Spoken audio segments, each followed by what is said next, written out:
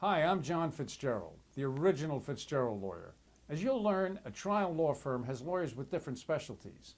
I'm going to introduce you to the lawyers who try the cases in court, the Fitzgerald trial lawyers. And we're starting with James Fitzgerald. James graduated from Villanova University with a degree in electrical engineering in 2003. He then attended Pace Law School and was admitted to practice in 2007. James actually started working for the Fitzgerald firm in high school. He upgraded our phone system and case management software, and he designed many of the computer programs. After law school, he became a top litigator, filing as many as 38 trial-ready cases in a year. He's been the managing attorney since 2011. James is a managing partner of the firm. You are the administrative head of the firm, but you also try cases. How do you manage to do both?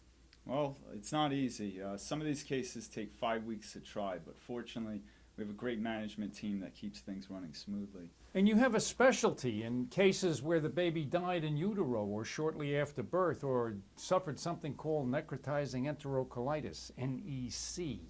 How did you develop that specialty? Well, they're tough cases to get money on. Insurance companies don't like to pay money on cases where the baby dies because New York's laws are currently very unfortunate in these cases and allow very limited pecuniary damages and nothing for parental grief, which is really a main injury. Regarding stillbirth cases, before 2004, there was no cause of action for a baby who died in utero. It wasn't until the Court of Appeals in 2004 changed the law to allow an expectant mother to sue for emotional injuries for a baby lost before birth.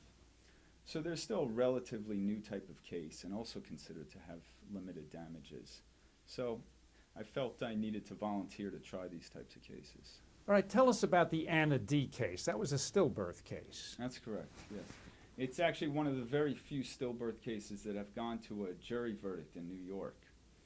The expectant mother, Anna, was 25 years old and she was 38 weeks pregnant with a baby girl, and the parents were very excited. She went to the hospital because she couldn't feel the baby moving, but the midwife sent her home and never did a sonogram.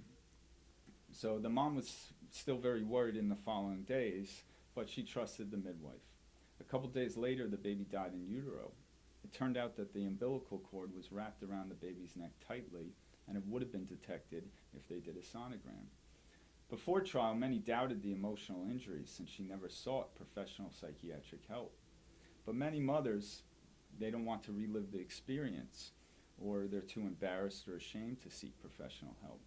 So we presented the parents' story to the jury, and they awarded $400,000. James, the Fitzgerald lawyers are known for trying premature baby cases.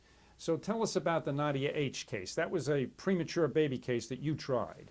That's correct, yeah. Nadia was born extremely premature at 27 weeks.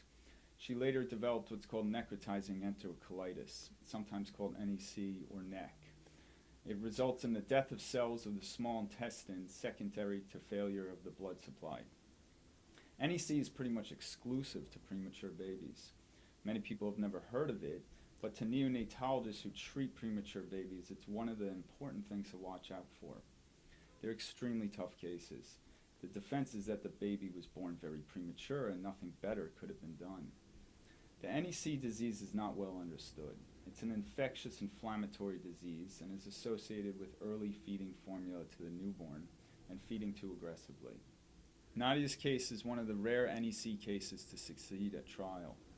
When Nadia was 2 weeks old, she was diagnosed with stage 2 NEC. The defendant birth hospital had a low-level NICU and did not have surgeons available to consult with. They needed to transfer her to a larger hospital ASAP, but they decided to keep her there for another 5 days. Those days were critical. Once she was ultimately transferred, the higher level hospital performed surgery and found significant amounts of dead intestine, and they removed it. She underwent a few surgeries. She now has permanent short bowel syndrome, which affects her digestion. Diarrhea is the main symptom. The jury awarded her $5 million for her past and future pain and suffering. The case is on appeal now on the amount of damages.